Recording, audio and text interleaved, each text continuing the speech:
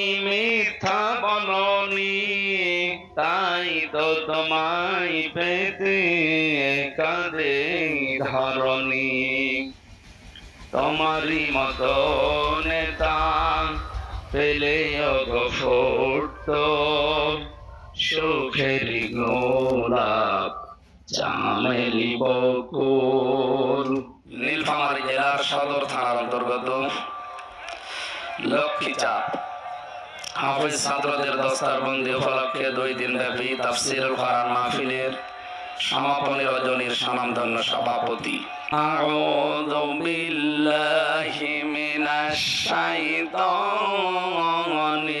রাজীম। বিসমিল্লাহির রহমানির রহিম।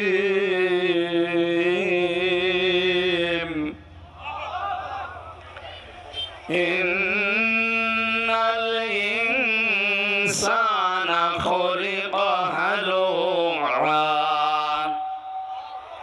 আল্লাহ পাক বলেন, অবশ্যই আমি মানুষকে বানিয়েছি হালুয়া। হালুয়া দিয়ে। হ্যাঁ, কি দিয়ে? অবশ্য হালুয়া। আরে ভাই, এটা তো আরবি শব্দ। হালুয়া দিয়ে আল্লাহ বানায়নি, তাহলে তো মানুষ খেয়ে ফেলবে। আল্লাহ মানুষকে বানিয়েছে হালুয়া করে।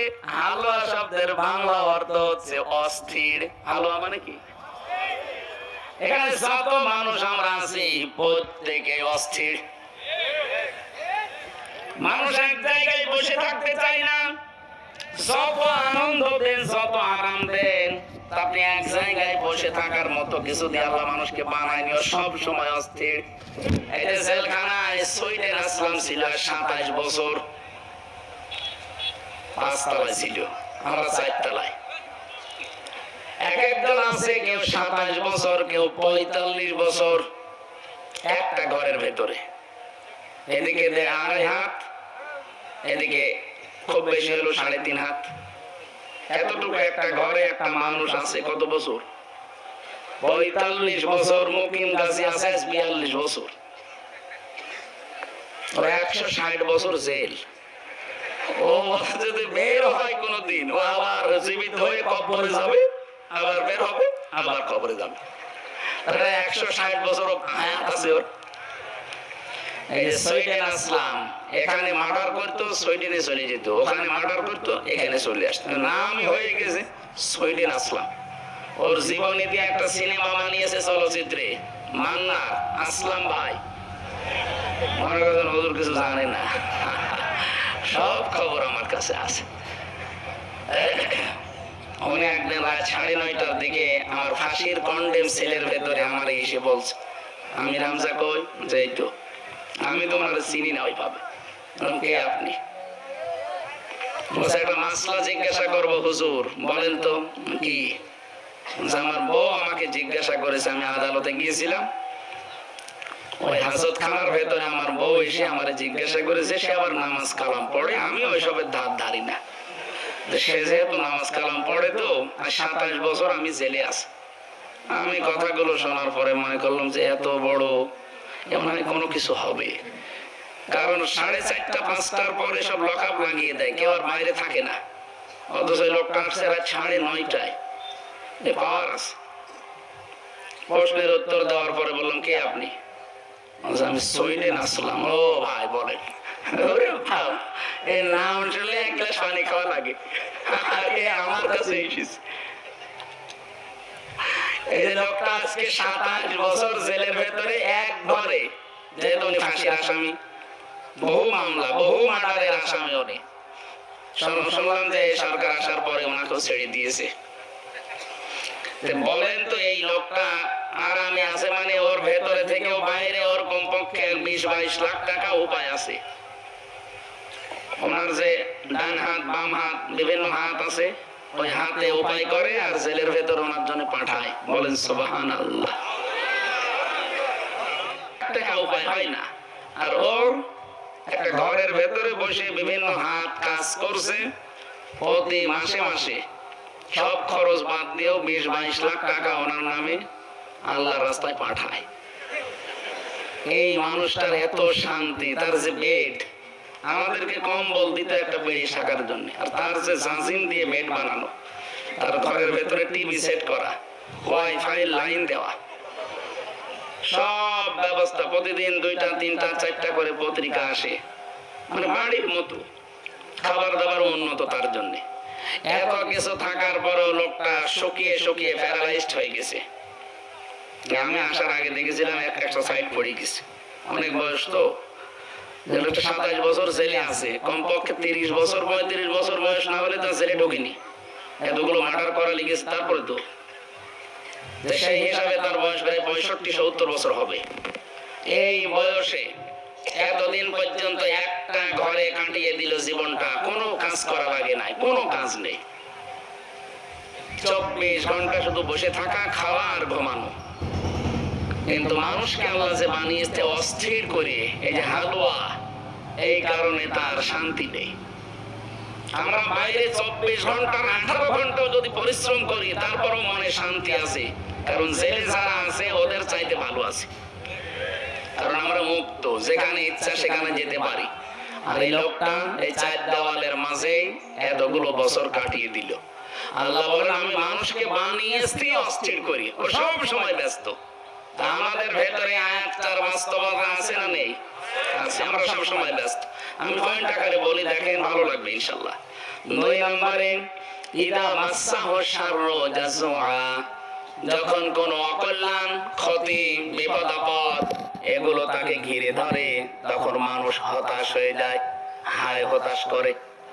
এটাও আছে, বিপদে পড়লেই মানুষ হতাশ হয়ে পড়ে না, আর মনে হয় সূর্য উঠবে না।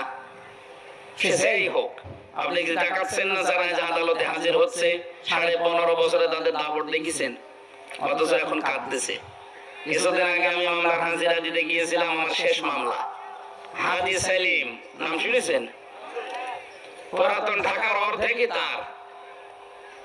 এক এক কাঠা জমির দাম যেখানে 1.5 কোটি 2 কোটি টাকা এক কাঠা জমির দাম, সেখানে অর্ধেক পুরান ঢাকা তার।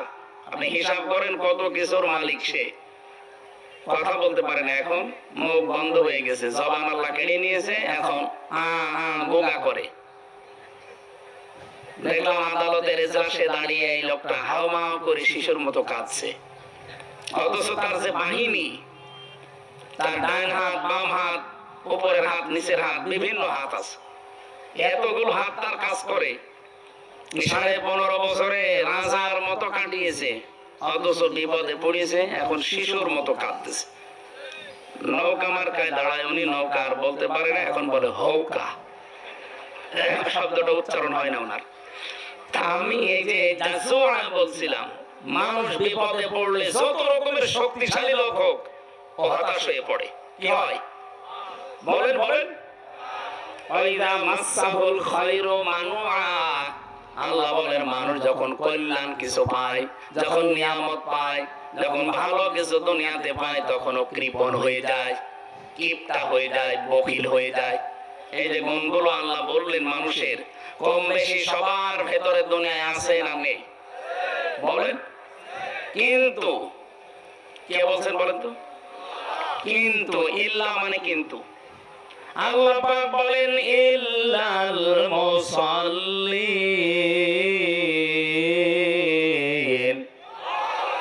কিন্তু এই সমস্ত গুণগুলো তাদের ভেতরে হে নবী আপনি পাবেন না যারা মুসল্লি। কি প্রশ্ন আসতে পারে, আমরা কি মুসল্লি না? 5 ওয়াক্তের থেকে আমরা 6 ওয়াক্ত নামাজ পড়ি তাহাজ্জুদ মিলে, আমরা এত বড় মুসল্লি, আর আপনি কি বলেন? হ্যাঁ, এটা আল্লাহর কথা। মানুষ অস্থির, মানুষ বিপদে পড়লে হতাশ হয়ে পড়ে, কোন নিয়ামত পেলে, ভালো কিছু আসলে জীবনে কৃপণ হয়ে যায়, সম্পদ পেলে। সবার ভেতরে এই গুণ থাকবে না, শুধু মুসল্লি যারা তারা এই গুণগুলো থেকে মুক্ত থাকবে। এবার আপনি নিজের সাথে মিলান তো, যারা বসে আছেন, আপনি মনে করেন আমি তো মুসল্লি, এই গুণগুলো থেকে আপনি এখনো মুক্ত হতে পেরেছেন না? পারেননি। আমি দেখেছিলাম মুসল্লি, জেলখানার ভেতরে একজন মুসল্লি পেয়েছিলাম, তার ভেতরে মানবীয় এই দর্শনীয় এই গুণগুলো আমি পাইনি, সেও মুসল্লি। এত বড় বড় বিশাল বিপদের পাহাড় সামনে তার, অথচ কোনো হতাশা নেই, কোনো অস্থিরতা তার ভেতরে কাজ করছে না। চিন্তা করলাম ওই দিনে আয়াত পড়ে আল্লাহ আমিও তো মুসল্লি, সে ক্লাস 5 থেকে শুরু করে আজ পর্যন্ত নামাজ পড়ছি। এই যে কথা বলেন কোন কারণে?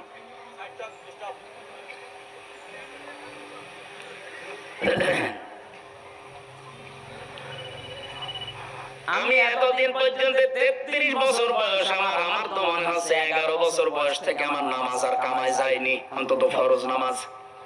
এর ভেতরে এই গুণগুলো আমারও আছে, তাহলে কি মুসল্লি আমি হলাম বলেন তো? কোরআনের আয়াতের সাথে আমার যে মুসল্লিগিরি এর সাথে মিলছে না, তাহলে আল্লাহর এই কথা মনে হয় খুব সত্য না? হ্যাঁ বলেন বলেন, মুসল্লিদের ভেতরে গুণ থাকবে না।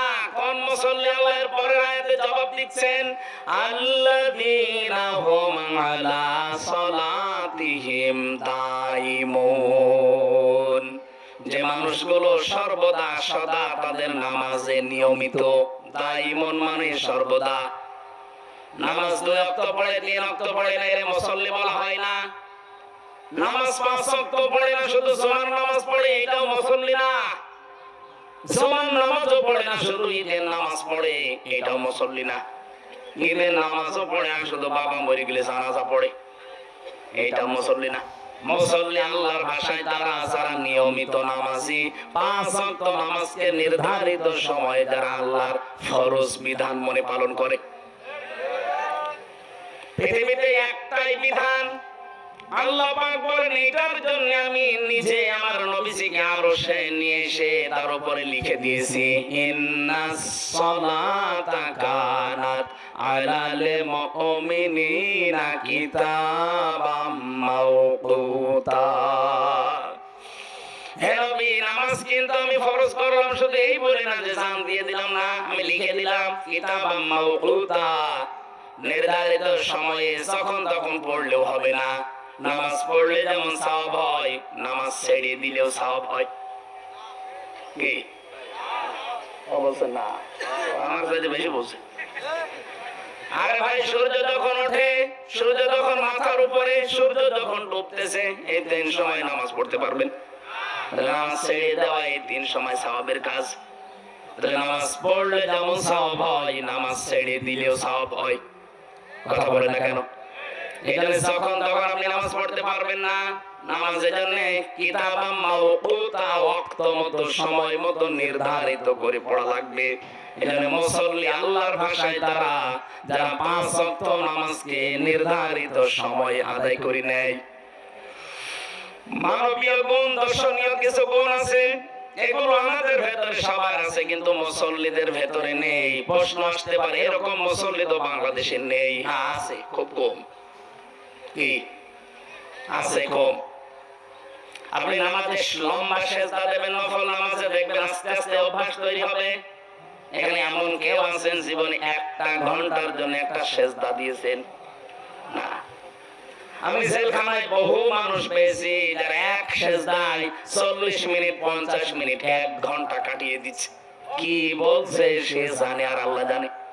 আমরা মনে করি সুবহান রাব্বিয়াল আলা 3 বার বলতে না 30 সেকেন্ড লাগে, অথচ সে কি বলছে বলেন তো? 1-1.5 ঘন্টা সেজদায় পড়ে আছে, আর 2:30টা 3টায় ওঠে 2 রাকাত নামাজ পড়তে 2 ঘন্টা চলে যাচ্ছে। যেহেতু নফল নামাজে মাতৃভাষায় চাওয়া জায়েজ আছে, আর সবচেয়ে বেশি মানুষের দোয়া কবুল হওয়ার জায়গা সেজদায়। কারণ মানুষ যখন সেজদায় চলে যায়, ও যেন আল্লাহর কাছাকাছি হয়ে যায়।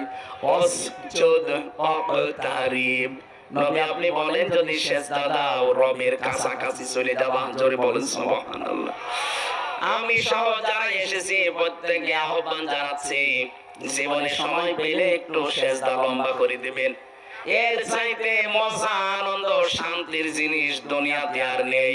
স্বামী স্ত্রীর ব্যবহারে শান্তি আছে, এর চাইতে 100 গুণ শান্তি পাবেন যদি সেজদার ভেতরে আপনি আনন্দ পান। জীবনে আপনার মাথা তুলতেই মন চাবে না। পৃথিবীর যত মজাদায়ক বস্তু আছে সব চাইতে আনন্দের জায়গা আল্লাহর এই কুদরতের পাটা। এখানে আল্লাহ মনে হচ্ছে পা আপনার কপালের সাথে দিয়ে রেখেছে। আপনি যদি এই সেন্স দিতে পারেন, কখন আধা ঘন্টা 45 মিনিট চলে যাবে আপনি টেরও পাবেন। আমাদের নামাজ যেহেতু ওই মানের হয় না, এটা আমরা নামাজের ভেতরে কোনো আনন্দ, শান্তি, স্বস্তি পাই না। স্বস্তি পাওয়া যায় চার দোকানে, যেখানে গিবত হয়। কথা বলে না কেন? বাজারে যেখানে হট্টগোল শোরগোল, যেখানে গালিগালাজ হয়, এরকম জায়গায় আনন্দ লাগে, ভালো লাগে থাকতে। কিন্তু আমাদের সেজদায় আজ আমাদের কোনো আনন্দ নেই, মজা নেই, স্বস্তি নেই। কারণ অধিকাংশ মানুষ আমরা নামাজের সেজদায় যা বলি বুঝি না, আর বুঝলে ওর বাস্তবতা, রুহানিয়াত যেটা, ওটা আমরা পাই না। নামাজ পড়লে আপনি জান্নাতে যাবেন এই কথা কোরআনে আছে, কিন্তু নামাজ পড়লে অনেক মানুষ আল্লাহর বরদোয়া পায়। কোরআনে কারীম জানাচ্ছে ফাওয়াইলুল লিল মুসাল্লিন আল্লাযীনা হুম আন সালাতিহিম সাহুন। আল্লাহ বলেন ধ্বংস হয়ে যাক ওই নামাজীগুলো। কোন বেনামাজিকে আল্লাহ বলেছে এখানে না, বলেছে ধ্বংস হয়ে যাক ওই মুসল্লিগুলো, ওই নামাজীগুলো যারা তাদের নামাজ সম্পর্কে উদাসীন। এই যে সাহুন, এই শব্দের ব্যাখ্যা হয় চারটা। এক নম্বরে নামাজে দাঁড়াচ্ছে, নামাজের ভেতরে খুশু খুশু নেই। খুশু খুশু কি? দেড় স্থিরতা রাখবে নামাজে, এরকম মন নিয়ে নামাজে দাঁড়াবেন, মনে হচ্ছে যে আমি আল্লাহকে দেখতে পাচ্ছি। যদি এরকম চোখ, এরকম অন্তর আপনার তৈরি না হয়, অন্তত এই বিশ্বাস নিয়ে দাঁড়ানোই লাগবে যে মালিক আমাকে দেখতেছে। এটা হয় আমাদের। এই পরিবারে, এই পরিবেশে, এই মানে এখন আমি উঠতে পারিনি, আমার এই যে গুণগুলো দূর হবে কি করে? সুতরাং মুসল্লি হতে চাই ওই মাপের, যে মাপের মুসল্লি হয়েছিলেন হযরত তালহা রাদিয়াল্লাহু তাআলা আনহু। জীবনের ভেতরে পড়লাম তিনি নামাজে দাঁড়িয়েছেন খুশু খুশু নিয়ে, তেলাওয়াত করছেন সূরা কাহফ। আলহামদুলিল্লাহিল্লাযী আনজালা আলা আবদিহিল কিতাবা ওয়া লাম ইয়াজআল লাহু ইওয়াজা। তার পাশে একটা বাচ্চা খেলা করছিল, পাহাড়ি এলাকা থেকে একটা সাপ এসে বাচ্চাটাকে জড়িয়ে ফেলেছে। হযরত তালহার স্ত্রী দৃশ্য দেখার পরে দেখলেন স্বামী নামাজে আছে, ও নামাজ ছাড়ে না। আশপাশের লোকজন ডাক দিয়ে বাচ্চাটাকে বিপদ মুক্ত করে সাপটাকে মেরে ফেললেন। হইছে আরম্ভ হয়ে গেছে। হযরত তালহা নামাজ শেষ করার পরে তাকিয়ে বলেন, স্ত্রী এতগুলো মানুষ বাড়ির ভেতরে কি করে? হযরত তালহার স্ত্রী বলে, আল্লাহু আকবার, স্বামী আমার, আপনি নামাজে ছিলেন, বাচ্চাটাকে সাপে জড়িয়ে ফেলেছিল। আপনি নামাজে আছেন, এই জন্য আপনাকে আমি কিছু বলি নাই। আশপাশের মানুষজনকে ডাক দিয়ে আমি নিজে সাপটাকে মেরে বাচ্চাটাকে বিপদ মুক্ত করে বসে আছি। এতগুলো গ্যাঞ্জাম আওয়াজ, কত কিছু হয়ে গেল, একটা বারের জন্য আপনার নজর ওইদিকে যায় নাই। হযরত তালহা বলেন, স্ত্রী নামাজে যখন দাঁড়িয়েছি তখন আমার আল্লাহর সাথে কথা হচ্ছিল। আমাদেরও কথা হয় আল্লাহর সাথে না, জমির সাথে। নামাজে দাঁড়িয়ে কয় বিঘায় কয় বিঘা, কয় বিঘা জমিতে কয় মন ধান হবে ও হিসাব করে। কথা বলে না কেন? একটা লোক এসে ইমাম সাহেবকে গরম দিচ্ছে, আপনি নামাজ পড়ালেন কি করে? কেন? আসরের নামাজ পড়িয়েছেন আপনি 4 রাকাত। আমার তো 4টা দোকান আছে বাজারে, আমি এক এক রাকাতের ভেতরে এক একটা দোকানের হিসাব করি। আজ 3টা দোকানের হিসাব হয়েছে, এখনো এক দোকানের হিসাব হয়নি। ও যে 1 রাকাত নামাজ পাইনি, ওই হিসাব করবি কখন? আমি হাসির ছলে বলি নাই, এটা শিক্ষার জন্য বলছি। আজ হাজারো মানুষ আমরা এমন আছি এখানে, নামাজে কি পড়ি ওটা জানি না। নামাজের ভেতরে মন তৈরি করার জন্য আপনাকে আগে জানা লাগবে যে আপনি কি পড়ছেন। যখনই তেলাওয়াত করবেন আলহামদুলিল্লাহি রাব্বিল আলামিন, আল্লাহ পাক বলেন আমার বান্দা সত্য বলেছে, এই কথার জবাব আমার বান্দা শোনার পরে বলে আর রহমানির রহিম। এটা আমি জবাব দেই, শোনার পরে পরের আয়াতে বলে মালিকি ইয়াউমিদ্দিন। এই যে 3টা প্রশংসা করলেন, সবকিছু আল্লাহ তোমার জন্য। তুমি রহমান, তুমি রহিম, তুমি কিয়ামতের দিবসের একচ্ছত্র মালিকানা তোমার। কেউ ওই দিন কথা বলতে পারবে না। এই কথাগুলো নামাজে বলতে বলতে প্রশ্ন করছে, ওই কে তুই? এত প্রশংসা আমার করলি, কে তুই? কে তোর পরিচয় বল দেখি। এই পৃথিবীতে যত মানুষ নামাজ পড়ে সবাই কিন্তু এবার পরিচয় দিচ্ছে যে আমি এ দেশের বাদশার ছেলে। এই কথা বলে, ইয়্যাকা না'বুদু ওয়া ইয়্যাকা নাস্তাঈন। হে আল্লাহ, তুমি আমাকে চিনতে পারোনি, আমি তো তোমার গোলাম। আমি কি? আমি তোমার গোলাম। কত ছোট হয়ে কথাটা বলা লাগে চিন্তা করেন তো। অথচ আপনি একজন সচিব, আপনি স্বরাষ্ট্রমন্ত্রী, এই দেশটা হেলো নীতি আপনি চালাতে পারেন। এই মানুষটা দাঁড়িয়ে বলছে, মাবুদ তুমি আমাকে চিনতে পারোনি, আমি তোমার গোলাম। আমি ভৃত্য, আমি দাস, আমি গোলামের ঘরের গোলাম। শুধু আমি একা না, না'বুদু শব্দটা ছিল না'বুদু ইয়্যাকা। অথচ আমরা দেখি গ্রামারের কায়দা এখানে মিলছে না। ইয়্যাকা না'বুদু ফেল ফাইল তারপরে মফুল হওয়ার কথা, অথচ আমি আল্লাহ মফুল দিয়ে দিয়েছেন। শব্দটা মিলিয়েছেন কি করে দেখেছেন? কিয়ামত পর্যন্ত এই শব্দ মানুষেরা পড়বে, কোনোদিন বিরক্ত হবে না। ইয়্যাকা না'বুদু ওয়া ইয়্যাকা নাস্তাঈন। শুধু আমি একা না, না'বুদু আমরা সবাই একমাত্র তোমারই ইবাদত করি। আমি তোমার বান্দা, তুমি আমাকে চিনতে পারলে না। আল্লাহ, আমি তোমার কাছে সাহায্য চাইতে এসেছি। আল্লাহ জানে এবার সহসা জিজ্ঞাসা করছে, হামজা আমার গোলাম, কি সাহায্য করব বল। আমার কিন্তু অনেক কিছু প্রয়োজন ছিল। আমার ছেলে নেই, আমার 3টা মেয়ে।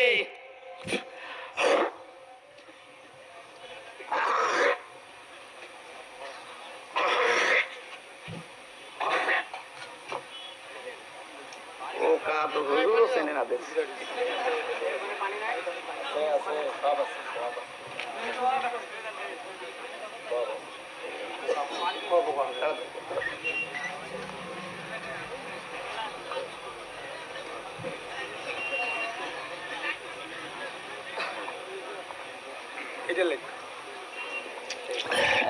ওঠে গেল দাদা, মুরব্বী মানুষ যাচ্ছে, যাক ওই যে পেছনে যুবক চলে যাচ্ছে, কেউ ভাই ওঠা উঠি যদি খুব জরুরি না থাকে উঠবেন না।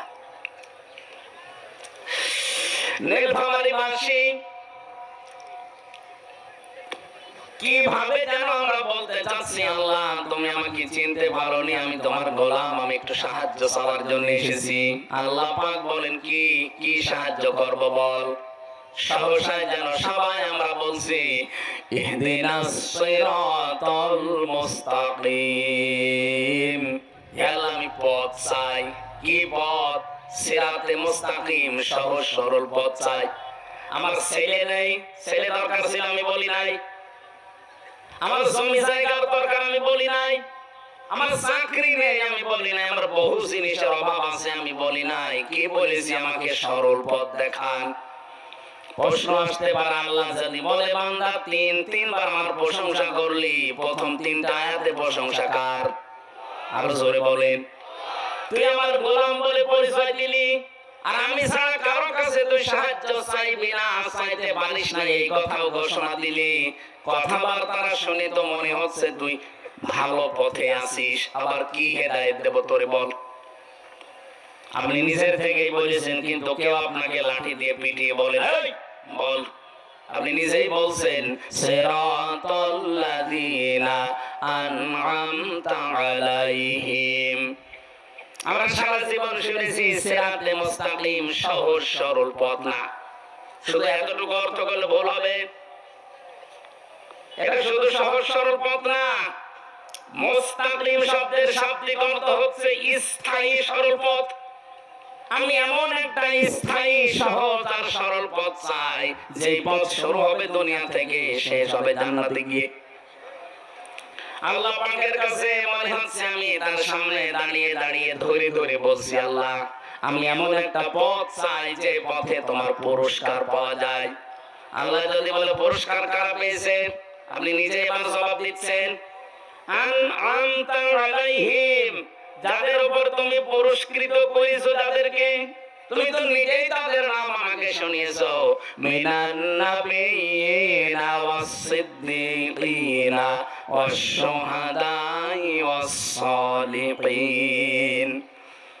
এই যে চার প্রকার মানুষকে তুমি পুরস্কার দিবা ঘোষণা দিয়েছো, নবীদেরকে, সিদ্দিকদেরকে, শহীদদেরকে আর সলিহিন বান্দাদেরকে।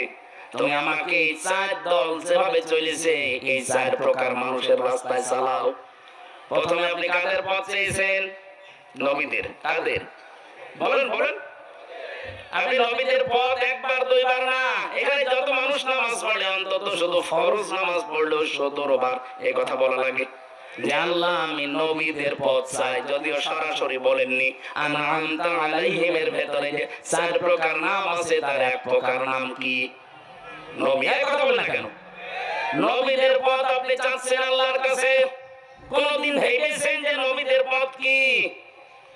পৃথিবীতে এত কঠিন পথ পাড়ি দিয়েছে নবীরা, আল্লাহ প্রতিটি নবীকে উদ্দেশ্য করে জাতিকে জানিয়েছে, ইয়া হাসরাতান আলাল ইবাদ মা ইয়াতিহিম মির রাসূলিন ইল্লা কানু বিহি ইস্তাহজিউন। সূরা ইয়াসিনের 30 নম্বর আয়াতে আল্লাহ বলেন, আমার বান্দাদের জন্য আফসোস, আক্ষেপ, এমন কোন নবী রাসূল দুনিয়ায় পাঠালাম না যার সাথে ওই জামানার মানুষগুলো ঠাট্টা করে নাই, বিদ্রূপ করে নাই, উপহাস করে নাই। আপনি বলেন তো নবীদের চরিত্র খারাপ ছিল? বলেন। কেউ কারো মেয়ের দিকে তাকিয়েছিল? কারো ঘর ভেঙে দিয়েছিল? কারো পাকা ধানে মই দিয়েছিল? কেন তাদের উপরে ঠাট্টা বিদ্রূপ? একটা বারের জন্য আপনি নামাজের ভেতরে দাঁড়িয়ে চিন্তা করলেন আমি যে চাইলাম কি?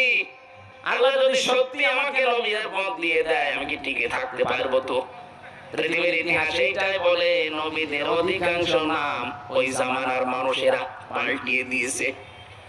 ইব্রাহিম নবীর নাম পাল্টিয়ে দিয়েছে, তার উম্মতের ভেতরে কিছু মানুষ আব্রাহাম, এখনো পর্যন্ত আছে খ্রিস্টানরা আব্রাহাম বলে ডাকি ইব্রাহিমকে। আমি বিশ্বের কয়েকটা খ্রিস্টান দেশে গেছি, তাদের সাথে ট্রেনে বাসে চলাফেরা করার সময় কথাবার্তার এক ফাঁকে তারা দেখেছি বলেছে যে আমাদের নবী, তারা পরিচয় দিতে গিয়ে বলেছে আব্রাহাম।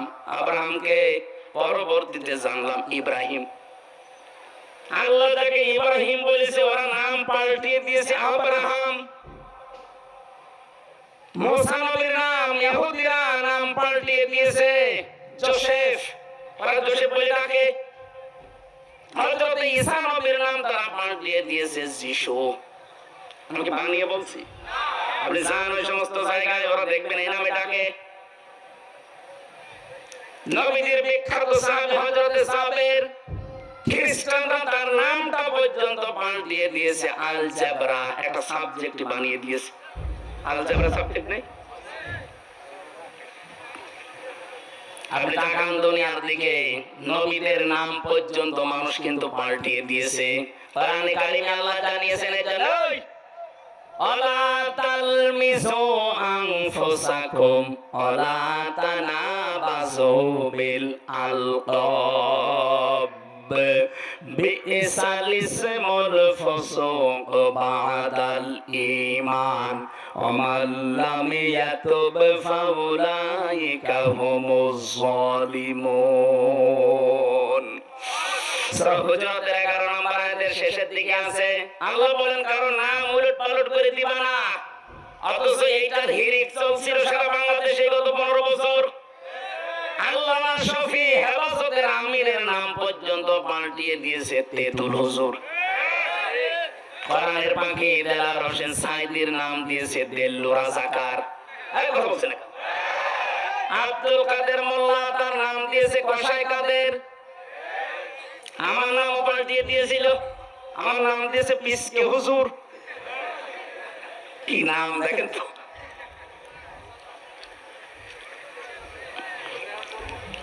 অথচ নাম পরিবর্তন করে উলট পালট করে টাকা, এটা কিন্তু কবিরা গুনাহ। তোমরা ঈমান আনার পরে কাউকে উলট পালট নামে ডাকবা না। এই বাংলাদেশে নাম পরিবর্তনের যে হিড়িক চলছিল, কত জায়গায় কত নাম পাল্টিয়ে উল্টা পাল্টা নাম বসিয়ে দিয়েছে। আপনার কে বলেছিল যে আন্তর্জাতিক জিয়া বিমানবন্দর এটা পাল্টিয়ে শাহজালালের নাম দেওয়া লাগবে? কে বলেছিল বলেন তো? এত হিংসা কোন কারণে আপনার ভেতরে? এটা পাল্টিয়ে দিয়ে 2-4 টাকা লেগেছে। সারা বিশ্বের যত জায়গায় বিমানবন্দরে এই এখান থেকে যায় তাদের পর্যন্ত জানানো লেগেছে এই নামটা পাল্টাতে। কি কি হয়েছিল? সে কি দেশের জন্য কাজ করে নাই? আমার তো মনে হয় জিয়াউর রহমানের জীবনে যদি আল্লাহ কিচ্ছু ভালো না লাগে, ওনার কবুল না হয়, সৌদি আরবে হাসিসের জন্য আরাফাতের ময়দানে যে কাজটা করে দিয়েছে নিম গাছ লাগিয়ে, এটার জন্য আল্লাহ ওনারে মাফ করে দেবে।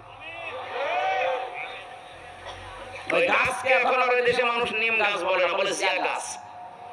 কত মানুষ ওই জায়গায় আশ্রয় নেয়, বিশাল তাপ আরাফাতের ময়দানে এই গাছটার কারণে। আমি কি বানিয়ে বলছি? কত মানুষ সেখানে যায়, আশ্রয় নেয়। আমি নিজেও ছিলাম।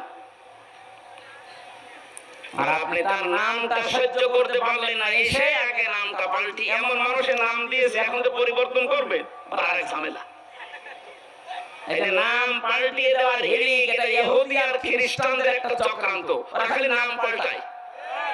এই ভারতে এখন শুরু হয়েছে বিভিন্ন মুসলমানদের ঐতিহাসিক নামগুলো। এই পৃথিবীর নিকৃষ্ট মানুষের তালিকায় যাদের নাম আছে তার ভেতরে একজন অন্যতম, এখন যিনি দায়িত্বে আছে। এই লোকটা মুসলিমদের বিভিন্ন নাম আজ পাল্টানো আরম্ভ করেছে। হায়দ্রাবাদ একটা জায়গার নাম আছে, সে নামটা পাল্টে এখন কৃষ্ণবাদ নাকি নাম দেওয়ার চেষ্টায় আছে। কত জায়গার নাম যে মুসলমানদের ঐতিহ্য সংস্কৃতি যেখানে লুকিয়ে আছে, জড়িয়ে আছে, পাল্টাও, পাল্টিয়ে ওনাদের নাম বসানো লাগবে। কেন? নাম পাল্টাও যাদের অভ্যাস, যারা মানুষের নাম পরিবর্তন করে দেয়। এই যে রাশেদ খান মেনন, এই লোকটা এখন জেলখানায়। এই লোকটা কওমি মাদ্রাসাকে বলেছিল বিষ বৃক্ষ। কথা বলছে না কেন? আল্লামা শফির মতো মানুষ, হাজার হাজার আলেমের উস্তাদ, তার নাম দিয়েছে তেতুল হুজুর। ঈমান আনার পরে তোমরা কাউকে উলট পালট নামে ডাকবা না। যদি ডাকো, এরপরেও যদি তোমরা তাওবা না করো, ফিরে না আসো, তোমরা কিন্তু জালেম হয়ে মরবা। এজন্য যারা এই হিড়িক তৈরি করেছিলেন ইহুদি খ্রিস্টানদের মতো, তাদের অবস্থা কিন্তু ভালো না। আমি যে বিষয়টার জন্য পর্যন্ত নিয়ে এসেছিলাম, আল্লাহ আমি পথ চাই, তাদের পুরস্কার দিয়েছো, তাদের 1 নম্বরে পুরস্কার পেয়েছে নবীরা। সুতরাং নবীদের পথে চলতে গেলে বাধা বিপত্তি আসবেই। কথা বলে না কেন? 2 নম্বরে সিদ্দিকিন। সিদ্দিক কাকে বলে? হযরত আবু বকর সিদ্দিক। এই নামটা আল্লাহর নবী তাকে উপাধি দিয়েছিলেন খেলা করার জন্য না, এমন এমন বিশ্বাস তিনি করেছিলেন। বিশ্বনবী শেষ পর্যন্ত বললেন, তুমি আজকে আবু বকর না, তোমার নামে আমি কিয়ামত পর্যন্ত একটা লকব লাগিয়ে দিলাম, তুমি আবু বকর সিদ্দিক। সত্যকে সত্য জানার পরে তিনি দ্বিধাহীন চিত্রে প্রশ্ন ছাড়া মেনে নিয়েছিলেন। আর আমাদেরকে আঙ্গুল দিয়ে দেখিয়ে দিলেও সত্য মানতে চায় না। তাহলে কিসের সিদ্দিক? সত্যকে সত্য জানার পরে যারা মানে না, ওরা সিদ্দিক না, ওরা কাযযাব। বলেন, ইন্নাল্লাযীনা কাযযাবু বিআয়াতিনা, নিশ্চয় যারা আল্লাহর আয়াতকে মিথ্যা প্রতিপন্ন করে, ওয়াস্তাকবারু আনহা, এবং এখান থেকে যারা অহংকার করে মুখ ফিরিয়ে চলে যায়, লা তুফাত্তাহু লাহুম আবওয়াবুস সামা, এদের জন্য আকাশের সব দরজা বন্ধ, একটাও খোলা হবে না। শুধু খোলা হচ্ছে না তা না, তুফাত্তাহু মুজারে বাবের বহুবচন আবওয়াব, একটা দরজা আপনার জন্য খোলা হচ্ছে না, ভবিষ্যতে হবে না। কতদিন? ওয়ালা ইয়াদখুলুনাল জান্নাহ, আপনি জান্নাতেও যাচ্ছেন না, যাবেনও না। হাত্তা ইয়ালিজাল জামালু ফি সাম্মিল খিয়াত, যতদিন পর্যন্ত সূচের ছিদ্র দিয়ে উট প্রবেশ করতে না পারে। এটা যেমন সম্ভব, যারা আল্লাহর কোরআনের কথা শোনার পরে মনে হয় যে ওরা মিথ্যা কথা বলছে, তাদের জন্য জান্নাতে যাওয়া এরকম অসম্ভব। আর এই চরিত্রের মানুষ বাংলাদেশে নেই। আরো জোরে বলেন। আপনি কিন্তু নামাজের শেষ কথা বলেছিলেন, রব্বুল আলামিন আমি এমন মানুষের পথ চাই না, গায়রিল মাগদুবি আলাইহিম ওয়ালাদ-দাল্লিন। আমিন। আল্লাহ আমি ওদের পথ চাই না যে মানুষগুলো অভিশপ্ত, যারা লানতপ্রাপ্ত, যারা পথভ্রষ্ট। এখানে ইহুদি আর খ্রিস্টানদের কথা বলা হয়েছে। আমার প্রশ্ন, ইহুদি আর খ্রিস্টানরা তাদের উপরে নাযিলকৃত কিতাব তাওরাত, ইনজিল, কথা বলেন না কেন? এই কিতাবের ভেতরে আমাদের নবীর পরিচয় ছিল না ছিল না? ছিল। এই পরিচয়গুলো থাকার পর ওরা সত্যকে সত্য জানার পরে হিংসা করে আর অহংকার করে মানে নাই। বলেন না কেন? ইহুদি খ্রিস্টানরা মানে না আমার নবীকে, কেন? হিংসা করে আর অহংকার করে। ওরা বলে যে নবী যদি শেষ নবী হয়ে আসবে তা আমাদের ইহুদি বংশে আসবে, খ্রিস্টান ধর্মে আসবে, ও ইসলাম ধর্ম মুসলমানদের ওটা আমরা মানি না। এটা হিংসা করে আর অহংকার করে। এই জন্য আমরা প্রত্যেকদিন 175 কোটি মানুষ তামাম দুনিয়ায় যারা আছে মুসলমান, সবাই তাদের জন্য বরদোয়া দিচ্ছি, গায়রিল মাগদুবি আলাইহিম ওয়ালাদ-দাল্লিন। অথচ এই বরদোয়া যে নিজের ঘাড়ে পড়ছে কোনোদিন টের পান না। ওরা সত্যকে সত্য জানার পরে হিংসা করে অহংকার করে মানে নাই। এই জন্য আল্লাহর লানত, আল্লাহর গজব, ওরা পথভ্রষ্ট। আর আমরা আঙ্গুল দিয়ে চোখে দেখিয়ে দিচ্ছি, এরপরেও সত্যকে সত্য জানার পরও অনেকে মানতে চায় না। বলে না এ হুজুর আমার দলের লোক না, এ হুজুর আমার বাবার মুরিদ না। এই কথা বলছে না কেন? তুমি বেশি বলছি না ঠিক বলছি? সুতরাং সত্যকে সত্য জানার পরও যারা হিংসা করে আর অহংকার করে মানে না, আপনিও এক প্রকার ইহুদি আর খ্রিস্টান। আপনার নিজের বরদোয়া নিজের উপরে বর্তাবে। আশা করি আপনি বুঝতে পেরেছেন। নামাজের ভেতরে দাঁড়িয়ে যেগুলো বলা হয়, এইগুলো যদি মানুষ বুঝতো তাহলে নামাজের দ্বারা তার জীবনটা পুরো পাল্টিয়ে যেত, অস্থিরতা দূর হয়ে যেত, কোন বিপদে পড়লে হায় হতাশ করতো না। বহু মানুষকে আমি জেলখানায় গিয়ে এগুলো বাস্তবে প্র্যাকটিক্যাল দেখেছি। ওরা আমাদের মতো মানুষ, কিন্তু নামাজি হওয়ার কারণে যেভাবে পড়া দরকার, এই কারণে আল্লাহ এই গুণগুলো থেকে তাদেরকে অলরেডি বাঁচিয়ে দিয়েছেন। আমরা আজকে থেকে বাঁচতে চাই। বিপদে পড়বো, কিন্তু নামাজের দ্বারা যখনই বিপদ আসবে, যত বড় আসবে, সঙ্গে সঙ্গে সেজদা দেব কাকে? নাকি মাজারে? কিন্তু বিপদে পড়ে আগে মাজারে চলে যায়। কত নবীর জীবনে আল্লাহ কোরআনে দিলেন, একটা নবীর জীবনে আমাকে বলেন তো যিনি বিপদে পড়লে মাজারে যেয়ে বলেছে আমারে বাঁচান? পাবেন? বলেন। যত বড় বিপদ হোক, আপনার তো বিয়ের 10 বছর পরে ছেলে মেয়ে হয় না। হযরত ইব্রাহিম নবীর বিয়ের 91 বছর পর্যন্ত সন্তান হয়নি। একটা দিনের জন্য তিনি কোন মাজারে, কোন কবরে, কোন বাবার কাছে গিয়ে বলেছিলেন যে একটা সন্তান দেন? বলেন। তিনি বলেছিলেন, সেজদা দিয়ে বলতেন রব্বি হাবলি মিনাস সালিহিন, হে আল্লাহ তুমি আমাকে নেককার সন্তান দাও। একদিন 2 দিন না, বিয়ের পরে 91 বছর পর্যন্ত একই দোয়া করেছেন। কতদিন? 91 বছর পরে আল্লাহ তার ডাকে সাড়া দিয়ে তাকে একটা সন্তান দিলেন। ফাবাশশারনাহু বিগুলামিন হালিম, হে আল্লাহ তুমি আমাকে সুসংবাদ দিলে হালিমের। কিসের? একে চাচা হালিম? কি হালিম? মামা হালিম, চাচা হালিম না। এমন সন্তান আমাকে দাও যে ধৈর্যশীল। হযরত ইসমাঈলকে ধৈর্যের পরীক্ষা দিয়েছিলেন পৃথিবীতে, এইরকম জায়গায় দাঁড়িয়ে এত বড় বিশাল ধৈর্যের পরীক্ষা আজও কেউ দিতে পারেনি, কেউ পারবেও না। হযরত ইসমাঈলকে আল্লাহ উপহার দিলেন। খুব খেয়াল করে শুনবেন।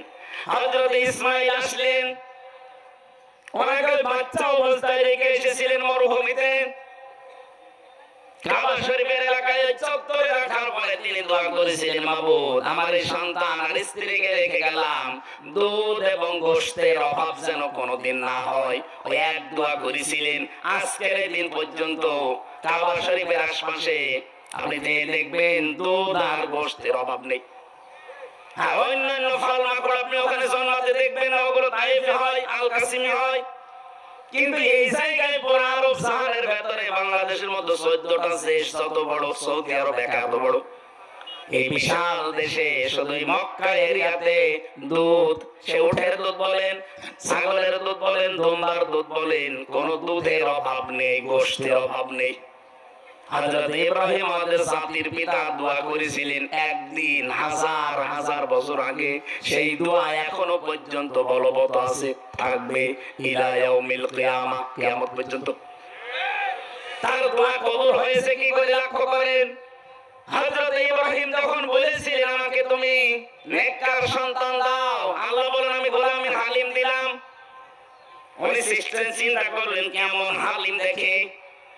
হযরত ইব্রাহিমকে আল্লাহ যখন স্বপ্নে দেখিয়েছেন, ফালাম্মা বালাগা মাহু সাইয়া ক্বালা ইয়া বুনাইয়া ইন্নী আরা ফিল মানামি আন্নী আযবাহুকা ফানজুর মাযা তারা। একটু খেয়াল করবেন, এখানে শিক্ষা আছে। হযরত ইব্রাহিম আলাইহিস সালাম সন্তানটা রেখে এসেছিলেন বাচ্চা বয়সে মরুভূমিতে। 13 বছর পরে সন্তানের সাথে দেখা। কত বছর বলেন বলেন? 13 বছর পরে ইবনে কাসির বলছে 13 বছর পরে সে একবারে সন্তানকে বলছে, সন্তান আমি স্বপ্নে দেখলাম আমি যেন তোমাকে জবাই করছি, তোমার রায়টা বলো। আমার প্রশ্ন হচ্ছে বিধানটা কার? এই যে আমি তোমার আসবাহুকা ফানসুর মাযা তারা, আমি স্বপ্নে দেখলাম তোমাকে জবাই করছি, এটা দেখিয়েছে কে? কারণ যে সাধারণ মানুষ না, নবী, আর নবীদের স্বপ্ন ওহী হয়। নবীদের স্বপ্ন কি হয় বলেন বলেন? নবীদের স্বপ্ন হয় ওহী। আল্লাহ নিজে তাকে আদেশ দিচ্ছে, আইন করছে যে জবাই করো সন্তানকে। এবার আমার প্রশ্ন, উনি কেন এসে নিজের সন্তান ইসমাইলকে বলবে বাবা ইয়া বাতি ফাল মা তোমার ফানসুর মাযা তারা, আমি দেখলাম তোমাকে জবাই করছে, এবার তোমার রায়টা বলো দেখি। কেন তার কাছে জিজ্ঞাসা করা লাগবে? ও কি বালেক ছেলে, মাত্র 13 বছর বয়স। জবাব পেয়েছি আমি তাফসীরের ভেতরে। হযরত ইব্রাহিম আলাইহিস সালাম এসে দোয়া করেছিলেন, রব্বি হাবলি মিনাস সালিহিন, হে আল্লাহ আমাকে নেককার সন্তান দাও। জবাবে আল্লাহ যে গোলামের হালিম দিলেন, সহনশীল ধৈর্যশীল একটা সন্তান। উনি চিন্তা করলেন দেখি আবার পরীক্ষা করে কেমন হালিম দিয়েছে। একই চাচা হালিম না মামা হালিম, কেমন ধৈর্যশীল সন্তান আমি আজকে দেখি। নয়তো বিধান আল্লাহর, সন্তানকে ডাক দিয়ে জবাই করে দেবে। এই জায়গায় আবার বারবার প্রশ্ন করা দরকার কি, যে তোমার রায় বলো। উনি জানতে চেয়েছিলেন আল্লাহ যে হালিম দিলেন আসলে হালিম কিনা দেখি। সন্তান এরকম হালিম, ডাক দিয়ে বলে ইয়া বাতি ফাল মা তুমার, হে আমার বাবা যা আদিষ্ট হয়েছে আপনি পালন করেন। সাতাজিদুনি ইনশাআল্লাহু মিনাস সাবিরিন। আল্লাহ যদি ইচ্ছা করে, শব্দের দিকে তাকান, সাতাজিদুনি সিন দিয়েছেন, সাতাজিদুনি অবশ্যই আল্লাহ যদি চায় আপনি আমাকে ধৈর্যশীলদের মধ্যে একজন পাবেন, কিন্তু এক বচন দেননি। সাতাজিদুনি ইনশাআল্লাহু মিনাস সাবির বলেননি, সাবিরিন। হে বাবা আমি ইসমাইল শুধু একা না, আমার মতো বহু ধৈর্যশীল দুনিয়াতে আছে, আমি তাদের ভেতরে একজন। তিনি যদি বলতেন সাবের, আমি একমাত্র সন্তান, তাহলে অহংকার চলে আসলো। কথা বুঝতেছেন? আমি আল্লাহর বিধান মানছি, অহংকার চলে আসতো যে এমন হালিম আমি, আমার মতো হালিম দুনিয়ায় নেই। এই অহংকার যেন না আসে।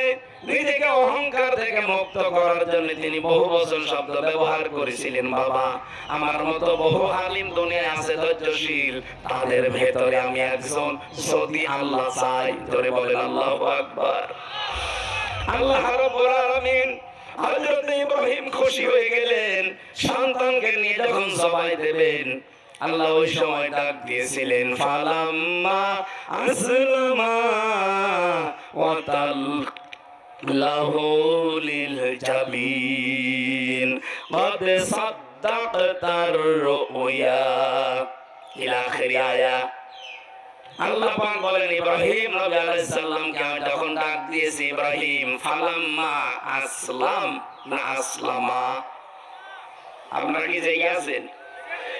আলেমরা নেই শব্দকে এখানে এক বচন না দ্বিবচন? দ্বিবচন। ফালাম্মা আসলামা, কেন আল্লাহ দ্বিবচন দিলেন? হযরত ইব্রাহিম ইসমাইল দুইজন যখন এগ্রি হয়ে গেছে, রাজি আল্লাহর বিধান পালন করার জন্য, একজন ছুরি হাতে নেওয়া আর একজন গলা দিয়েছে, দুইজনে রাজি, তখন আল্লাহর বিধান পালন করতে সোজা সহজ এবং সহজ হয়ে গেছে। বাংলাদেশের দিকে আরেকটা মিলালে আমরা এখন দেখতে পাই, এই দেশে শুধু যারা টুপি মাথায় দেয় আর নামাজ পড়ি, এরা যদি চায় যে দেশে আল্লাহর বিধান কায়েম হোক, সম্ভব না। কথা বলে না কেন? অন্তত আল্লাহতে বিশ্বাসী যারা, আমরা যারা জনগণ আছি 18 কোটি, আমাদেরকে ইসমাইলের ভূমিকায় আল্লাহর বিধান পালন করার জন্য গলা যদি দেওয়া লাগে দেওয়া লাগবে। আর যারা আমাদের অভিভাবক আছে এই দেশে, যারা দেশটা চালাবে, এই মানুষগুলো যদি ইব্রাহিমের ভূমিকায় পালন করে যে আমরা আল্লাহর বিধান পালন করতে চাই, দুইজনে যখন আমরা এক হয়ে যাব, এই দেশে আল্লাহর আইন জারি হতে বেশি সময় লাগবে না। জাহান্নামে যদি কেউ চলে যায়, ওই মানুষকে আপনার আবার 10 বছর 20 বছর পরে আমরা বের করে নিয়ে আসবো, এই ধান্দায় অনেকে আছি। এই যে হাফেজ হয়ে আজকে পাগড়ি নিল, অনেক মানুষের ধারণা আছে, কোনো চিন্তা নেই, 10 জন অন্তত বের করে নিয়ে আসবে।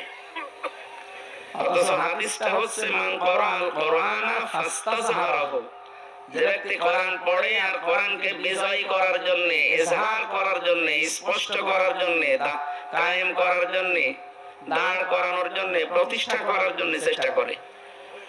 যারা হাফেজ হয়ে গেল, এরা যদি কোরআন পড়ে, কোরআন পড়া মানে এই যে কিছুক্ষণ আগে যে পড়লো, এক আয়াত পড়ার পরে ভুলে গেছে, এইরকম না। পড়তে হলে আপনাকে 4টা শর্ত মেনে পড়া লাগবে। কয়টা? আমি ক্লাস করছি এখন, এই ক্লাসের ছাত্র আপনারা, আমি শিক্ষক হওয়ার যোগ্য না, কিন্তু 1 ঘন্টা আপনাকে ক্লাস করা লাগবে। থাকবে না আপনারা? একেবারে ছাত্রের মতো নিস্তব্ধ হয়ে যাবেন, যেটা বুঝবেন জবাব দেবেন, না বুঝলে চুপ করে থাকবেন। এখানে যারা আলেম আছে তাদেরকে জিজ্ঞাসা করব। পড়তে হলে 4টা শর্ত মানা লাগে। 1 নম্বরে শুদ্ধ করে পড়তে হয় যে কোনো বিষয়। যদি অশুদ্ধ পড়েন তাহলে অর্থ পাল্টিয়ে দেওয়ার সম্ভাবনা বেশি। কথা বুঝতেছেন? সে যে ভাষায় বলেন, শুদ্ধ করে পড়া লাগবে। 2 নম্বরে ওটা আপনাকে বোঝা লাগবে। 3 নম্বরে যে বুঝটুকু আপনি পেলেন, ওই বুঝের উপরে জীবন চালানো লাগবে। 4 নম্বরে এটা মানুষ যেন মানতে পারে, সেই পরিবেশ তৈরি করে দেওয়া লাগবে। কয়টা বললাম? বলেন বলেন, আপনি এবার বলেন তো, যিনি পড়লেন এই 4টা এখনো ওনার ভেতরে এসেছে? শুদ্ধ করে হয়তো পড়েছে, যতটুকু পড়েছে হয়তো বুঝেছে, যতটুকু বুঝেছে তার উপরে তার প্র্যাকটিক্যাল লাইফ, যেটা বাস্তব জীবন মিলাচ্ছে, চেষ্টা চালাচ্ছে। 4 নাম্বার যেটা আলহামদুলিল্লাহ ইল্লাযী আয়াতটা পড়েছে, সব প্রশংসা ওই আল্লাহর জন্য হবে যিনি নাযিল করেছেন তার বান্দার প্রতি কিতাব। কি দিয়েছেন? এখন বলেন তো, সব জায়গায় আল্লাহর প্রশংসা হচ্ছে এই বাংলাদেশে? আরো জোরে বলেন। বিচার ব্যবস্থা যা আমরা বানিয়েছি সেখানে আল্লাহর প্রশংসা হয়? আল্লাহর প্রশংসা মানে কি ওখানে বসে বসে সুবহানাল্লাহ পড়বেন? আমরা বিচারালয়গুলো দেখেছি, আদালত দেখেছি, সেখানে অনেকে আল্লাহর ওলি পাওয়া যাচ্ছে, ওরা বসে বসে সুবহানাল্লাহ পড়ছে। 1 হাত দিয়ে সুবহানাল্লাহ পড়ে আর 1 হাত দিয়ে ঘোষের টাকা নিয়ে টেবিলে রাখে। এইটার নাম কি সুবহানাল্লাহ পড়া? এটা কি আল্লাহর বিধান আছে এখানে? না। এই জায়গায় আমাল্লাম ইয়াহকুম বিমা আনজালাল্লাহু ফাউলাইকা হুমুল কাফিরুন, যারা আল্লাহর নাযিল করা বিধান দিয়ে বিচার করে না, ওই মানুষগুলো কাফের। তাহলে কাফের দেখার জন্য আমেরিকায় যাওয়া লাগবে? এদেশে বহু কাফের এখন আছে। বলতে পারেন, হ্যাঁ আপনি কাফের বলছেন মানে আমি আল্লাহ একজন আছে বিশ্বাস করি না। আরে ভাই, আপনার এরকম বিশ্বাস আবু জেহেলও করতো। ওয়ালা ইন সাআলতাহুম মান খালাকাস সামাওয়াতি ওয়াল আরদা লা ইয়াকুলুন্না আল্লাহ। হে নবী, আবু জেহেলকে জিজ্ঞাসা করেন আকাশ আর জমিন কে বানিয়েছে, ও গ্যারান্টি দিয়ে বলে আল্লাহ বানিয়েছে। আল্লাহ বানিয়েছে এই কথা আবু জেহেল বিশ্বাস করতো না করতো না? বলেন বলেন। যেদিন বদরের ময়দানে যাবে যুদ্ধ করার জন্য, সেদিন কাবার গিলাফ ধরে কান্নাকাটি করছিল। সকালে বলছিল, কাবার মালিক তুমি আসো, আমি জানি আমি মুহাম্মদের বিরুদ্ধে অস্ত্র নিয়ে যাচ্ছি আজ বদরের ময়দানে যুদ্ধ করার জন্য। সত্যের পক্ষে যে আছে তাকে তুমি বিজয় দিও। ওর দোয়া কবুল হয়ে গেছে, কারণ ও তো সত্যের পক্ষে ছিল না। ছিল? ছিল জিনিসে বিজয় পেয়েছে। আল্লাহ একজন আছে, ও বিশ্বাস করতো না। বলেন, ও হাজী সাহেবদেরকে পানি পান করে তো সওয়াব হবে এই নিয়তে না, ইনকাম করার ধান্দায়। হাজী সাহেবদের পানি পান করিয়েছে, কাবা শরীফের রক্ষণাবেক্ষণের দায়িত্বে ছিল, তোমরা কাবার সভাপতি ছিল। আপনি নীলফামারী জামে মসজিদের সভাপতি, আর আবু জাহেল ছিল কাবা শরীফের সভাপতি। আপনি বলেন আপনার চাইতেও বড় মসজিদের সভাপতি না? কেমন বড় মসজিদ? খালি 2-3 লাখ মানুষ ধরে একা এই নাকি? না, ইন্না আউওয়ালা বাইতি উযিআ লিন-নাস লাল্লাযী বিবাক্কাতা মুবারাকা ওয়া হুদাল লিল আলামিন। এই পৃথিবীর সর্বপ্রথম ঘর যেটা মানব জাতির জন্য বানানো হয়েছে সেটা মক্কায়। মক্কা মানে মক্কা। মক্কা মানে কি? এটা মক্কার প্রাচীন নাম। কোরআনে কারিমে আল্লাহ মক্কার জায়গায় বাক্কা দিয়েছেন। এই শহরে সর্বপ্রথম যে ঘরটা বানানো, এখানে আল্লাহ মোবারক বরকত দিয়ে রেখেছেন এবং পথ নির্দেশিকা আছে পৃথিবীর মানুষের জন্য। এইরকম একটা ঘরের সভাপতি ছিল আবু জেহেল। মরণের পরে ওকে আল্লাহ কি আপেল খাওয়াচ্ছে? আমি 2016 সালে গিয়েছিলাম হজে। বদরের ময়দানে আমারে নিয়ে গেল ওই ময়দান দেখার জন্য। পাশে আমারে বলছে ড্রাইভার সাহেব যে এই যে এটা আবু জেহেলের কবর, এখানে বহু পানি দেওয়া হয়, কিন্তু কবরে ওরে তো মানে সে আদর করে মাটি দেয়নি, ওরে উব্দু করে রেখে দিস। এক কবরের ভেতরে 14 জন। কয়জন? 14 জন মরে গিয়েছিল না কাফের? ওখানে থেকে গ্যালন গ্যালন পানি উঠতেছে, পাশে খেজুর বাগান, ওই পাশে সাহাবীদের কবর। কি শান্ত নির্মল পরিবেশে শুয়ে আছে তারা। আর এই শয়তানের কবরে এত পানি দেওয়া হয়, কোন গাছ বাঁচে না, গাছ হলে মরে যায়। আর কবরে আপেল খাওয়াচ্ছে, শরবত খাওয়াচ্ছে, কি খাওয়াচ্ছে টের পাচ্ছেন? নবীজি বলেন, আমি স্বপ্নে দেখেছিলাম মেরাজের রাত্রে আমার চাচা আবু লাহাব আর আবু জেহেল, এটা আপন চাচা না, এটা গ্রাম সম্পর্কের চাচা, আর আবু লাহাব ছিল আপন চাচা। এই দুইজনকে ফেরেশতারা জাহান্নামের শিকল লাগিয়ে চারিদিকে আগুন লাগিয়ে দিয়েছে।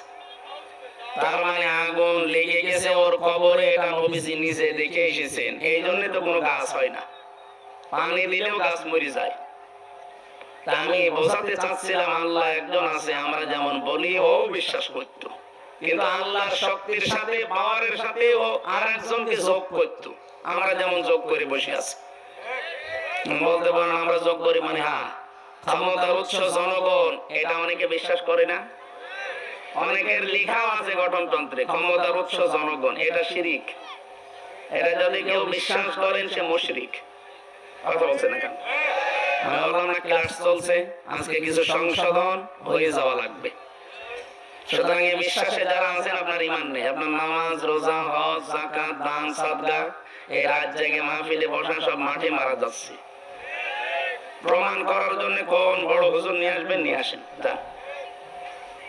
যদি মনে হয় যে ছোট মানুষ কি বলতেছে, কি বলছে মানে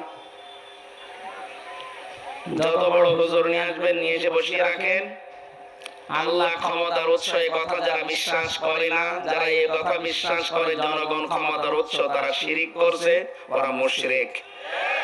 আর মুশরিক মরে গেলে ওর আমলনামা আল্লাহ ধনী করার মতো ওর মুখের উপর এভাবে নিক্ষেপ করবে। এটা আমি বানালাম। وقدمنا إلى ما عملوا من عمل فجعلناه هباء منثورا। 23 নম্বর আয়াত, 19 নম্বর পারা, প্রথম নম্বর পৃষ্ঠা 4 নম্বর লাইনে আছে। এটা ফুরকান সূরা। আল্লাহ বলেন যারা শিরিক মিশ্রিত কোন আমল নিয়ে আসবে, ওটা ধুলি কণার মতো ওর মুখের উপরে নিক্ষেপ করে দেব। বলেন নাউজুবিল্লাহ। এখানে যেটা বোঝাতে চাচ্ছি কাটছাট কথা। আপনি যদি আল্লাহ বাদে অন্য কাউকে ক্ষমতার উৎস মনে করেন, বিশ্বাস করেন, ওই আকীদা নিয়ে থাকেন, আপনি মুশরিক, আপনার জান্নাত নেই। আপনাকে আবু জেহেলের মতো জাহান্নামে যাওয়া লাগবে। দুনিয়ার এই ছোট্ট জীবনে পরীক্ষায় এসে ফেল করে আবু জেহেলের মতো জাহান্নামে হবেন, আমরা এটা চাই না। আমরা চাই আমরা সবাই জান্নাতে যেতে চাই। বলেন, এজন্য যারা এখানে এসেছেন এই মানুষগুলো আজকে আমরা চাই তেলাওয়াত কিন্তু যে আয়াতগুলো পড়লাম এখান থেকে অন্তত আমরা যেন কিছু নিয়ে যেতে পারি। আল্লাহ তুমি আমাদেরকে কিছু দিও, বলেন আমিন। ১,৫০০ বছর আগে নবীজির পিঠ থেকে আল্লাহ আইয়ামে জাহিলিয়াত, কি বললাম, আইয়ামে জাহিলিয়াতের যে বিশাল পাথর বোঝা সরিয়ে দিয়েছিলেন। আর ১,৫০০ বছর পর ২০২৪ সালের ৫ আগস্টে আও আমি জাহিলিয়াতের একটা পাথর আমাদের মুখ থেকে আল্লাহ সরিয়ে দিয়েছে।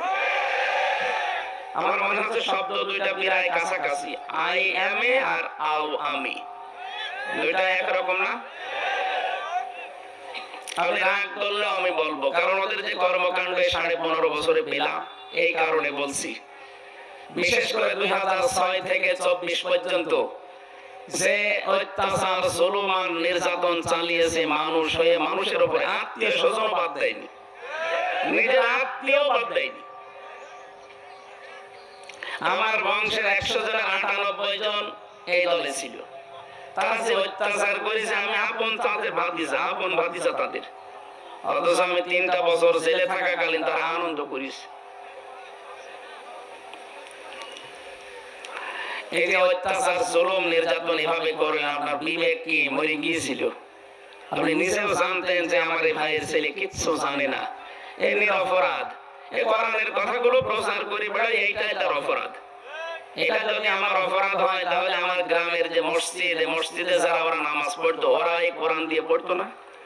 আমি প্রচার করি, ওরা কোরআন কারিমের আয়াত দিয়ে নামাজ পড়ে, ওরা অপরাধী হলে ওরা অপরাধী, কিন্তু ওদের কোনো বিচার নেই। আমার ধোয়া তুলসী পাতা, আর যত দোষ এই নন্দঘোষের। সুতরাং জুলুম, নির্যাতন, অত্যাচারের সাথে যারা ছিলেন, পৃথিবীর বিভিন্ন দেশে আমরা যুগে যুগে দেখেছি, জালেম যারা মানুষের উপর অত্যাচার করেছিল তাদেরকে নিষিদ্ধ করা হয়েছে। এরই ধারাবাহিকতায় আমরা চাই এদেশে ১৫.৫ বছরে যারা জুলমের সাথে, নির্যাতনের সাথে, অত্যাচারের সাথে যারা জড়িত, রাষ্ট্রীয়ভাবে তাদেরকে কিয়ামত পর্যন্ত নিষিদ্ধ করে দিন। মানবতার শত্রু যতদিন থাকবে একটা ক্যান্সার, শরীরে ক্যান্সার থাকলে না কাটা পর্যন্ত আপনি ভালো হবেন না। এই জন্য ক্যান্সার গুলো আমার মনে হয় বাদ দেওয়াই ভালো, কারণ যে ষড়যন্ত্র এখনো চলছে, এদেরকে যদি মাইনাস করা না যায় আরামে ঘুমানো সম্ভব না। এমনকি খবরে যেও চিন্তায় থাকা লাগবে। হ্যাঁ, কারণ যাদেরকে রেখে যাচ্ছে, এই মানুষগুলোর উপরে যে কি চলবে আপনি টের পাচ্ছেন না। এই জন্য নূহ নবী শেষ পর্যন্ত ৯৫০ বছর দাওয়াতি কাজ করে এইটা বলেছিলেন, রব্বিলা তাদারনি ফারদা, রব্বিলা তাজারনি, হে আমার মালিক, তোমাকে আমি বলছি তুমি ছেড়ে দিবা না। রব্বিলা তাজার আলাল আরদি, জমিনের উপরে মিনাল কাফিরিনা দাজ্জারান, দারের বহুবচন দিয়ার বা দাজ্জার, একটা কাফেরকেও জমিনের উপরে তুমি ছেড়ে দিও না। ইন্নাকা ইন তাদারহুম ইউদিল্লু ইবাদাকা ওয়া লা ইয়ালিদু ইল্লা ফাজিরান কাফারা, কারণ ওর পেট থেকে পরবর্তীতে যেটা আসবে ওটা আরো ডবল হারামি হবে। এখানে যারা পালিয়ে গেছে ২ বোন একসাথে, আমরা চাই ওনারা ওখান থেকে কবরে চলে যাক, অন্তত আমাদের এসে যেন আর না চালায়। পরবর্তী প্রজন্ম আমরা যারা তাদেরকে রেখে যাব, তাদেরকে আমরা হযরত ওমরের মতো রেখে যেতে চাই। আর এটা করতে হলে এই জুলুমের বিচার হওয়া লাগবে। আন্তর্জাতিক অপরাধ ট্রাইব্যুনালের ঘোষণা আজকেও শুনেছেন, ১৩ জনকে হাজির করেছিল গতকাল। বিচার ব্যবস্থা শুরু হয়ে গেছে। ১ নম্বর আসামি ওনারা ২ জন যারা পালিয়েছে। আলহামদুলিল্লাহ, ঠিকই বলিস ভাই, আলহামদুলিল্লাহ। কারণ বিচার যদি না হয়, আগামীতে যারা রাষ্ট্র ক্ষমতায় বসবে তারা আরো ডবল হারামি হবে। এখানে চাই বিচার হোক, এটা যেন একটা লিসার হয়ে থাকে, শিক্ষা হয়ে থাকে, কিয়ামত পর্যন্ত কোন জালেম কেউ যদি বসেও পড়ে চেয়ারে, ও যেন ভয়ে থাকে না। দরকার নেই ভিক্ষা, কুকুর ঠেকা। আল্লাহ আমাদেরকে ওইটা যেন দেখার তৌফিক দেন, বলেন আমিন। দল, মত, জাতি, বর্ণ, ধর্ম নির্বিশেষে এই অনুষ্ঠান শুধু মুসলমানদের না, আদা বায়ানুল লিন্নাস, মানুষ পদবাচ্চে যারা বিবেচিত সবার জন্য আজকের অনুষ্ঠান উন্মুক্ত।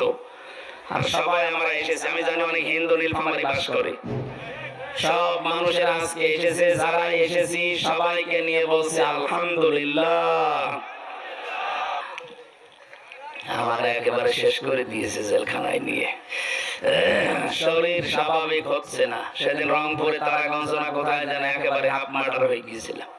মাথার এই সাইডটা ডায়াবেটিস আর প্রেশার বেড়ে একবারে দুইটা অ্যাটাক করে একেবারে জায়গায় অন্ধকার হয়ে গিয়েছিল। পরবর্তীতে যাক একটু সুস্থ হয়েছি, এখনো স্বাভাবিক না, এখনো পাওয়ার আলা ওষুধ চলছে, গলা বসে যাচ্ছে। আমার মনে হয় আজকে শেষ করে দিলে ভালো হয় নাকি? কালকে মাহফিল আছে না এই নীলফামারী? কালকে আছে, কালকে শুনেন। আমারে ঘুমাতে দেন ভাই, 10টার পরে জেগে থাকা আমার নিষেধ, ডাক্তারের কড়াকড়ি। এখন 11:30 বাজে, আমি আর পারছি না, আগামীতে পড়বো না। দোয়া করেন ভাই, যদি মরে যেতাম জেলখানায় তাহলে আর ওয়াজ করতে পারতাম। অন্তত ফিরে এসেছি, সুস্থ থাকলে আবার হবে। আমি আগামীতে কথা বলবো। আল্লাহুম্মা আমিন। লা ইলাহা ইল্লা আনতা সুবহানাকা ইন্নী কুনতু মিনাজ জালিমিন। ও মাবুদ, নীলফামারীর এই ময়দানের দিকে তাকাও। যেভাবে আমি আরম্ভ করেছিলাম, এখনো 2-5 ঘন্টা আমি বললে আজ কেউ বাড়ি চলে যেত না। চাতক পাখির মতো যারা বসে আছে, এদেরকে তুমি কোরআনের হেদায়েত দিয়ে দাও। এদেরকে তুমি গোলামিন হালিম বানিয়ে দাও ইসমাইলের মতো। আমরা যারা অভিভাবক আছি দেশে, আমাদেরকে ইব্রাহিমের মতো বাবা বানিয়ে দাও। সম্মানিত মা বোনরা কত কষ্ট করে বসে আছে, এদেরকে 5 ওয়াক্ত নামাজ, রমজানের রোজা, নিজের শরীরের পর্দা আর স্বামীর খেদমতের মাধ্যমে জান্নাত অর্জন করার তৌফিক দাও। এই বিশাল আয়োজন করতে গিয়ে এলাকার মানুষেরা কত শ্রম দিয়েছে, কত টাকা পয়সা খরচ করেছে। কোরআনের ইজ্জতে আল্লাহ তুমি কবুল করে নাও। তোমার নবী জানিয়েছে, কোরআনের জন্য যারা খরচ করে ওই টাকার হিসাব কিয়ামতে দেওয়া লাগে না। আল্লাহ আজকের যত খরচ হয়েছে, যত মানুষ খরচ করেছে, এদেরকে তুমি হিসাবের বাইরে রেখো আল্লাহ। মুসল্লিদের যে গুণাগুণগুলো তুমি দিলে, আল্লাহ তুমি আমাদেরকে পাক্কা মুসল্লি হওয়ার তৌফিক দাও। এমন মুসল্লি আমরা হতে চাই যেটা হলে তোমার সাথে কথা বলা যায়। আমাদের শরীরকে তুমি সুস্থ করে দাও।